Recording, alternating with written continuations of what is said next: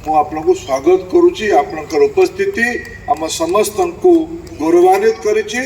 मु मोर एठी बसिथिबा समस्त बुद्धिजीवी वरिष्ठ नागरिक मातृशक्ति युवक साथी मान को अनुरोध करुच्ची मान्यवर जयशंकर को एक करताली देकी आम अत्यंत आत्मीय स्वागत करूँ। मंच उपस्थित थी आम समस्त नेता ओडिशार विरोधी दलर नेता संबलपुर लोकप्रिय विधायक जननेता आदरणीय जयनाल मिश्र महाशय आज नागरिक परिषद आवाहक कन्वेनर आदरणीय मान्यवर शिक्षाविद श्रीधर ये उपस्थित समस्त गुरुजन माने शिक्षाविद प्रोफेशनल्स उद्योगपति समाज जीवन समस्त महत्वपूर्ण व्यक्तिगण तथा नुआ पीढ़ीर भाई और भौणी माने बंधुगण मोर पाई एक नरेंद्र मोदी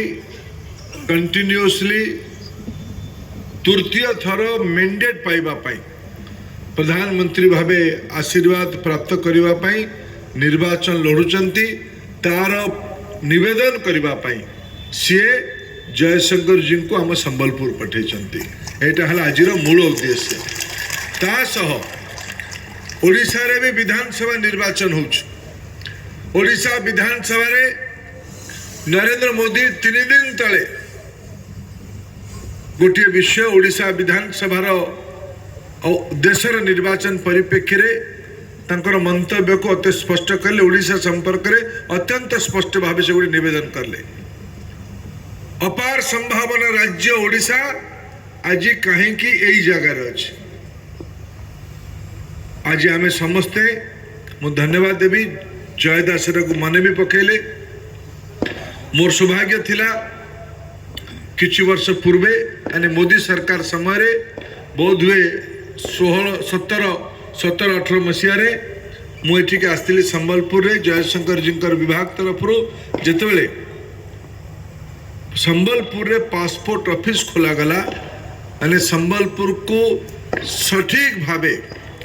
इंटरनेशनल कम्युनिटी संगे जोड़बार डोर डिलीवरी करिवार प्रथम निष्पत्ति मोदी सरकार संबलपुर रे करले पोस्ट ऑफिस रे ये जो नीतिगत निष्पत्ति सरकार लोकंग पाखु जीव डोर स्टेप को जीव ये ऐतिहासिक निर्णयर मूल सूत्रधर आदरणीय जयशंकर जी से विभाग रे वरिष्ठ अधिकारी भावे थिले आज से क्रियान्वयन होची मुझे भी धन्यवाद दूची कि आम जो देश दुनिया को देखिले आम समस्त मन में आसुची